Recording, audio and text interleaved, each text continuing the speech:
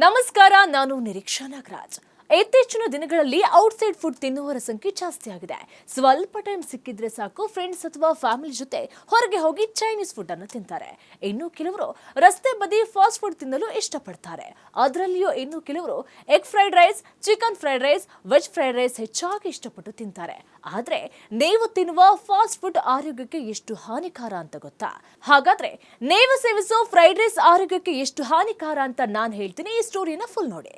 ವಾರಕ್ಕೆ 3 ಅಥವಾ 4 ಬಾರಿ ಫಾಸ್ಟ್ ಫುಡ್, ಅದರಲ್ಲಿಯೂ ಫ್ರೈಡ್ ರೈಸ್ ತಿನ್ನೋದ್ರಿಂದ ಅನೇಕ ಆರೋಗ್ಯ ಸಮಸ್ಯೆಗಳು ಉಂಟಾಗಬಹುದು ಅಂತ ಹೇಳಿ ಆರೋಗ್ಯ ತಜ್ಞರು ಹೇಳ್ತಾರೆ. ಹೌದು, ಫ್ರೈಡ್ ರೈಸ್ ಆರೋಗ್ಯಕ್ಕೆ ಒಳ್ಳೆಯದಲ್ಲ.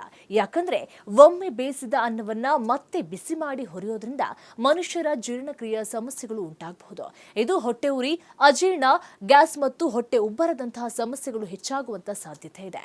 ಅಷ್ಟೇ ಅಲ್ಲ, ಮಸಾಲೆಗಳು ಮತ್ತು ಹೆಚ್ಚುವರಿ ಎಣ್ಣೆಯನ್ನ ಪದೇ ಪದೇ ಬಿಸಿ ಮಾಡಿದಾಗ ಅದರಲ್ಲಿರುವಂತಹ ಟ್ರಾನ್ಸ್ ಕೊಬ್ಬುಗಳು ಹೃದಯಕ್ಕೆ ಹಾನಿ ಮಾಡುತ್ತೆ.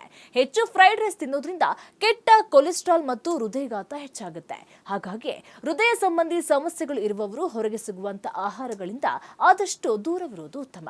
ಯಾಕೆ ಫ್ರೈಡ್ ರೈಸ್ ಒಳ್ಳೆಯದಲ್ಲ ಅಂತ ನೋಡೋದಾದ್ರೆ, ಫ್ರೈಡ್ ರೈಸ್ ಮಾಡುವಾಗ ಬಳಕೆ ಮಾಡುವ ಸೋಯಾ ಸಾಸ್, ಚಿಲ್ಲಿ ಸಾಸ್, ಉಪ್ಪು ಮತ್ತು ವಿನೆಗರ್ನಂತಹ ಬಹಳಷ್ಟು ಪದಾರ್ಥಗಳು ರಕ್ತದೊತ್ತಡ ಅಪಾಯವನ್ನು ಹೆಚ್ಚು ಮಾಡುತ್ತೆ. ಅದರಲ್ಲೂ ಚೈನೀಸ್ ಮತ್ತು ಫ್ರೈಡ್ ರೈಸ್ಗಳಲ್ಲಿ ಕ್ಯಾಲೋರಿ ಹೆಚ್ಚಾಗಿದ್ದು ಇವುಗಳ ಸೇವನೆಯಿಂದ ತೂಕ ಹೆಚ್ಚಾಗುವುದಲ್ಲದೆ ಬೊಜ್ಜು ಬರುವಂತಹ ಸಾಧ್ಯತೆ ಕೂಡ ಇರುತ್ತೆ. ಇದಲ್ಲದೆ ಈ ರೀತಿಯ ಆಹಾರಗಳನ್ನ ಹೆಚ್ಚಿನ ಪ್ರಮಾಣದಲ್ಲಿ ಸೇವನೆ ಮಾಡೋದ್ರಿಂದ ತಲೆನೋವು, ಎದೆಉರಿ ಮತ್ತು ವೇಗದ ಹೃದಯ ಬಡಿತದ ಲಕ್ಷಣಗಳು ಉಂಟಾಗಬಹುದು ಅಂತ ಹೇಳಿ ಆರೋಗ್ಯ ತಜ್ಞರು ಹೇಳ್ತಾರೆ.